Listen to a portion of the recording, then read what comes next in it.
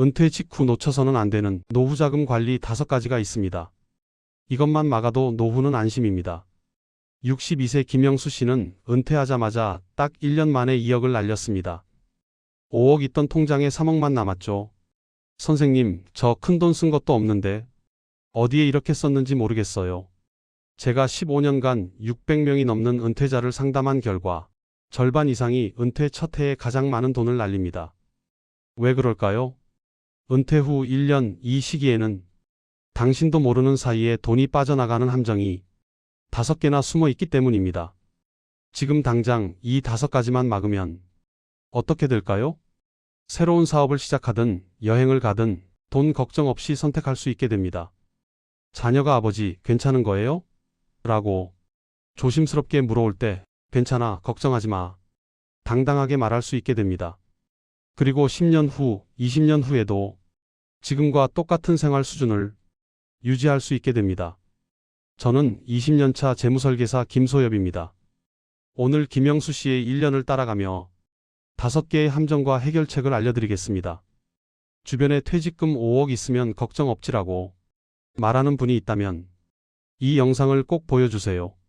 자, 그럼 김영수 씨의 퇴직 첫날로 돌아가 보겠습니다.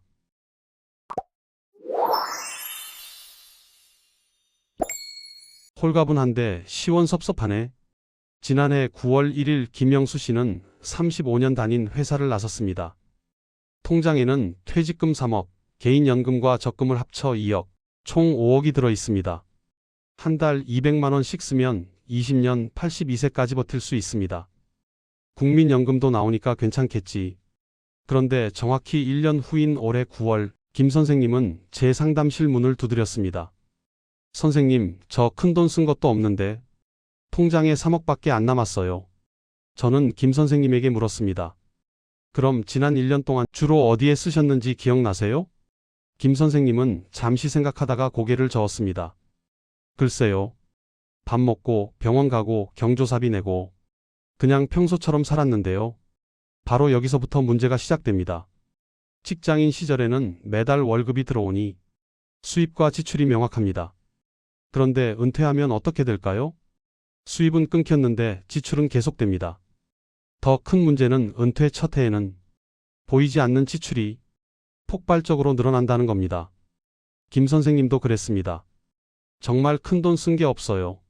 해외여행 한 번 안 갔고 차도 안 바꿨어요. 저는 김 선생님과 함께 지난 1년을 한 달 되짚어 봤습니다. 그러자 모르는 사이에 돈이 빠져나간 5개의 함정이 보였습니다. 김 선생님도 놀라워했습니다. 그때 그게 이렇게 큰 돈이었구나. 지금부터 그 5개의 함정을 하나씩 파헤쳐 보겠습니다. 그리고 각 함정마다 당신이 어떻게 피할 수 있는지 알려드리겠습니다. 자, 첫 번째 함정으로 들어가 보겠습니다. 퇴직 직후 6개월 김 선생님에게 무슨 일이 일어났을까요? 첫 주 월요일 아침 김 선생님은 35년간 울리던 알람 없이 눈을 떴습니다. 침대에 누워 천장을 바라보니 홀가분하면서도 허전했습니다. 점심 무렵 아내가 점심 뭐 먹을래요? 라고 물었을 때 김 선생님은 처음으로 평일 낮 외식을 제안했습니다. 둘째 주 친구에게서 전화가 왔고 그날 저녁 소주 2병을 비우고 김 선생님은 계산서를 받으며 말했습니다. 오늘은 내가 쏜다. 그 후로 골프 연습장 등록, 65인치 TV 구입, 친구들과의 술자리가 이어졌습니다. 한 달이 지나고 통장을 확인했을 때 300만 원이 나가 있었습니다. 첫 달이니까 그럴 수 있지. 하지만 두 번째 달에도 세 번째 달에도 똑같았습니다. 왜 그랬을까요? 김 선생님은 35년 동안 늘 시간에 쫓겼고 하고 싶은 걸 늘 미뤄왔습니다. 그런데 막상 시간이 넘쳐나니까 뭘 해야 할지 몰라서 무의식적으로 돈을 쓰기 시작한 겁니다. 이게 보상심리입니다. 더 큰 문제는 김 선생님이 지출을 전혀 관리하지 않았다는 겁니다. 직장에 다닐 때는 매달 월급이 들어왔으니까 관리할 필요가 없었지만 은퇴 후에는 수입 없이 지출만 계속됐습니다. 6개월 후 통장에서 1,800만 원이 빠져나갔습니다. 한 달 평균 300만 원, 계획보다 50%나 더 썼습니다. 그런데 진짜 충격은 그 다음이었습니다. 퇴직 2개월 차 김 선생님은 우편함에서 고지서 한 장을 꺼냈습니다. 펼쳐보는 순간 얼굴이 굳었습니다. 이게 뭐야? 왜 이렇게 많이 나와? 바로 두 번째 함정 건강보험료였습니다. 펼쳐보는 순간 손이 떨렸습니다. 한 달 50만 원. 직장 다닐 때 내던 12만 원의 4배가 넘는 금액이었습니다. 김 선생님은 황급히 건강보험공단에 전화를 걸었고 상담원에게서 충격적인 이야기를 들었습니다. 지역가입자로 전환되면서 재산과 소득을 기준으로 보험료가 책정된다는 겁니다. 김 선생님 명의의 퇴직금 3억 원, 부부 명의 아파트 과세표준 3억 원, 개인연금과 적금 2억 원, 35년간 모은 이 모든 게 재산으로 잡혀서 보험료가 폭등했습니다. 직장 다닐 때는 월급에서만 보험료를 떼갔지만 지역가입자가 되는 순간 모든 재산이 계산 대상이 됐습니다. 김 선생님은 계산기를 두드렸습니다. 50만 원씩 12개월이면 1년에 600만 원입니다. 10년이면 6천만 원, 퇴직금의 상당 부분이 건강보험료로 나갑니다. 그날 밤 김 선생님은 잠을 설쳤습니다. 건강보험료 하나만으로도 월 200만 원 생활비 계획이 완전히 틀어졌습니다. 그런데 이것도 끝이 아니었습니다. 퇴직 3개월 차 김 선생님의 우편함에 또 다른 고지서가 날아왔습니다. 이번엔 국민연금공단입니다. 바로 세 번째 함정, 소득으로 잡힌 국민연금이었습니다. 소득이 있는 연금 수급자의 연금액 조정 안내. 김 선생님은 이해할 수 없었습니다. 서류를 자세히 읽어보니 충격적인 내용이 적혀 있었습니다. 매달 받기로 한 국민연금이 30만 원 깎인다는 겁니다. 김 선생님은 퇴직 2개월 차에 시간 때운다 하고 전 직장 후배의 부탁으로 컨설팅 일을 시작했습니다. 한 달에 이틀 정도 후배 회사에 가서 조언을 해주고 월 200만 원을 받았습니다. 이 정도는 괜찮겠지. 어차피 본업도 아니고. 하지만 국민연금공단은 이걸 근로소득으로 봤습니다. 연금 수급 개시 후 5년간은 근로소득이나 사업소득이 있으면 연금을 감액한다는 규정을 적용했습니다. 일주일에 이틀도 안 되는 일인데 이게 근로소득이라니. 하지만 규정은 명확했습니다. 월 200만 원의 근로소득이면 연금의 일부가 감액됩니다. 더 큰 문제는 이게 5년간 계속된다는 점이었습니다. 매달 30만 원씩 5년간 덜 받게 됩니다. 컨설팅으로 200만 원을 벌어도 연금이 30만 원 깎이면 실제로는 170만 원만 추가되는 셈이었습니다.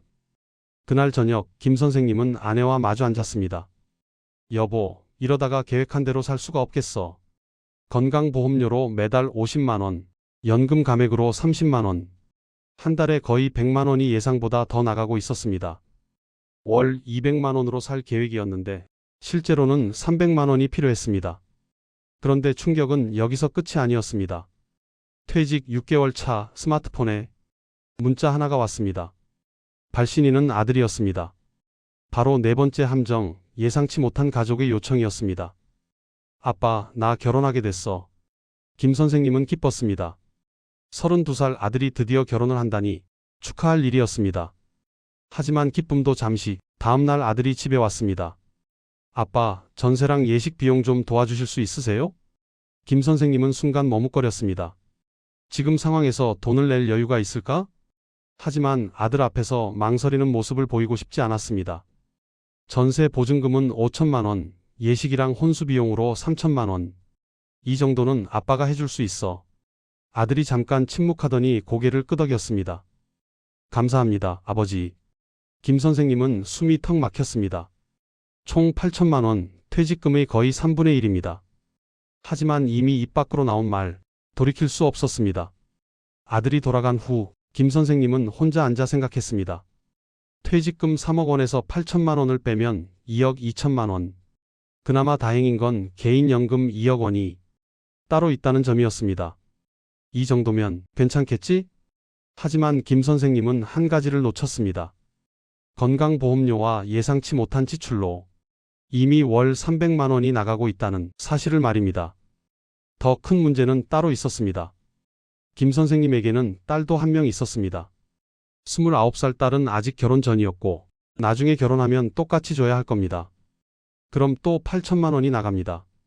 김 선생님은 그날 밤 처음으로 불안에 떨었습니다. 하지만 이미 아들에게 약속을 했고 돌이킬 수는 없었습니다. 그렇게 퇴직 8개월 차 김 선생님은 아들 결혼 자금으로 8천만 원을 송금했습니다. 통장 잔액이 순식간에 줄어드는 걸 보며 김 선생님은 한숨을 쉬었습니다. 그런데 이게 끝이 아니었습니다. 퇴직 1년 차 부모님이 병원에 입원하셨습니다. 바로 5번째 함정, 부모님 의료비였습니다. 김 선생님의 어머니가 넘어지셨습니다. 병원에서 검사 결과 대퇴골 골절이었습니다. 수술이 필요했고 입원 기간만 한 달이 예상됐습니다. 김 선생님은 병원비를 계산했습니다. 수술비와 입원비, 재활치료비까지 합쳐서 약 1,500만 원이었습니다. 건강보험 적용되는 거 빼면 본인 부담이 500만 원 정도네. 김 선생님은 당연히 자신이 부담해야 한다고 생각했습니다. 부모님은 연금도 적고 저축도 얼마 없으셨습니다. 그런데 문제는 어머니만이 아니었습니다. 퇴직 1년 반 차, 이번엔 아버지가 당뇨 합병증으로 입원하셨습니다. 또 500만 원이 나갔습니다. 김 선생님은 그제야 깨달았습니다.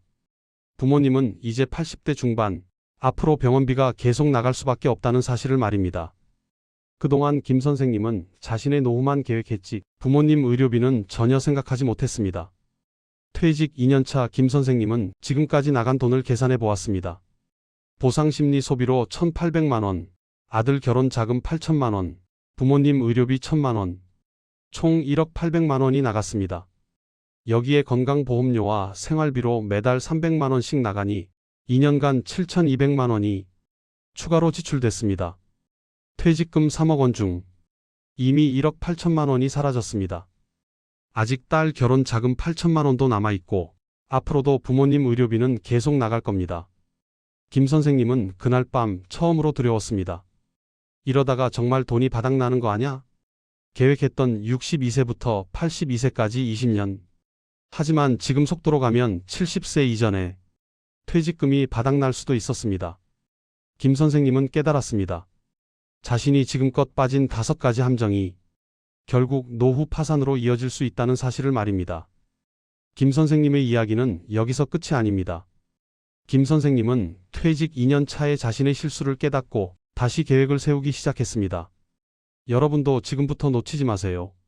김 선생님의 5가지 실수와 그 해결 방안을 정리하겠습니다. 첫 번째 실수, 퇴직 직후 보상심리 소비. 대안은 간단합니다. 퇴직 후 최소 6개월은 가계부를 쓰세요. 매일 쓴 돈을 기록하고 월말에 예산을 넘었는지 확인하세요. 두 번째 실수, 건강보험료 폭탄. 퇴직 전에 미리 건강보험공단에 전화해서 예상 보험료를 물어보세요. 그리고 그 금액을 월 생활비에 반드시 포함시키세요. 세 번째 실수, 국민연금 감액. 퇴직 후에도 컨설팅이나 아르바이트로 소득이 있으면 5년간 국민연금이 감액됩니다. 월 200만 원을 벌어도 연금이 30만 원 깎이면 실제로는 170만 원만 추가되는 겁니다. 일을 시작하기 전에 국민연금공단에 전화해서 감액 기준을 확인하세요. 네 번째 실수, 자녀 결혼 자금 무리한 지원. 미리 자녀와 솔직하게 대화하세요. 아빠가 줄 수 있는 건 이 정도야 라고 먼저 말하세요. 체면 때문에 무리하면 결국 여러분의 노후가 무너집니다. 다섯 번째 실수, 부모님 의료비 미계획. 부모님이 80대라면 연간 최소 500만 원을 의료비 예비비로 확보하세요. 갑작스러운 입원이나 수술에 대비해야 합니다. 이 5가지만 실천해도 여러분의 노후는 확실히 달라집니다. 여러분의 노후는 여러분이 지켜야 합니다. 아무리 자녀가 소중해도 본인의 노후가 무너지면 결국 모두가 힘들어집니다. 김 선생님처럼 2년을 허비한 후에 깨닫지 말고 오늘부터 시작하세요. 여러분의 노후가 안전하고 행복하기를 진심으로 응원합니다. 이 영상이 도움이 되셨다면 구독과 좋아요 부탁드립니다.